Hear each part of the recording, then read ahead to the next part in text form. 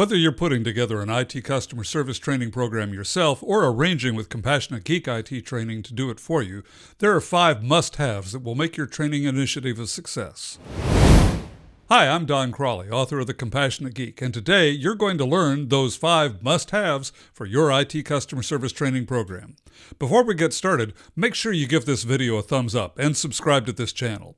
So, here are 5 must-haves for your IT customer service training program. Omit any of these 5 and you could end up wasting time and money on an ineffective program.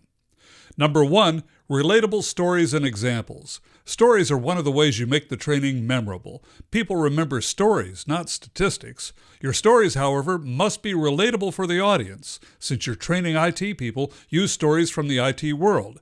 It's not necessary for all your stories and examples to be from the IT world, but any that aren't from IT should be general enough that nearly anyone can relate to them.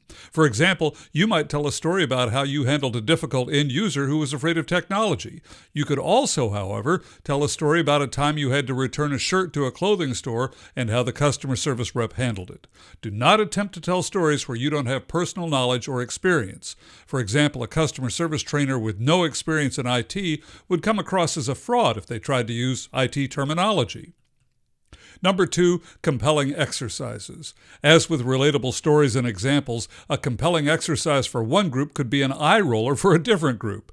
As a group, IT people tend to have little interest in touchy-feely exercises. Instead, try for thought exercises or exercises where they reflect on past experiences.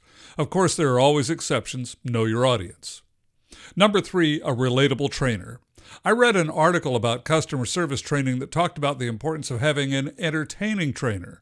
I disagree. It's way more important to have a relatable trainer who is able to keep the audience's attention. If they can be entertaining while still providing good training, that's fine.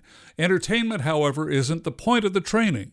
The training is about affecting change. Compelling stories and examples, relatable exercises, and a polished presentation all contribute to a good training experience that helps the audience grow and develop. Number 4, clear objectives for your IT customer service training program. At the risk of using a worn-out cliche one more time, you can't get to the destination if you don't know where you're going. Identify 4 or 5 clear objectives for the training. As you're developing the training or evaluating it if someone else has developed it, ask yourself if it's consistent in accomplishing the objectives. The objectives need to be specific and measurable. Here are examples of both good and bad objectives. Bad example, improve our customer service. Good example, raise our CSAT scores by 10%. Bad example, speed up ticket resolution. Good example, lower our average ticket resolution time by 15%. Bad example, improve follow-up. Good example, implement a system to always check back with the customer 24 hours after ticket resolution.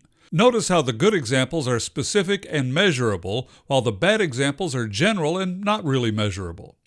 Number 5, clear benefits. Tied closely to the objectives, the idea of clear benefits is about asking yourself why you're doing the training.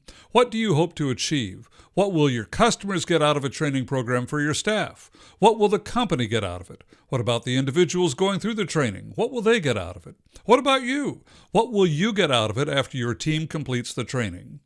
The benefits are harder to measure than the objectives, but they could include improved customer retention, better teamwork, a better work environment, or more referrals.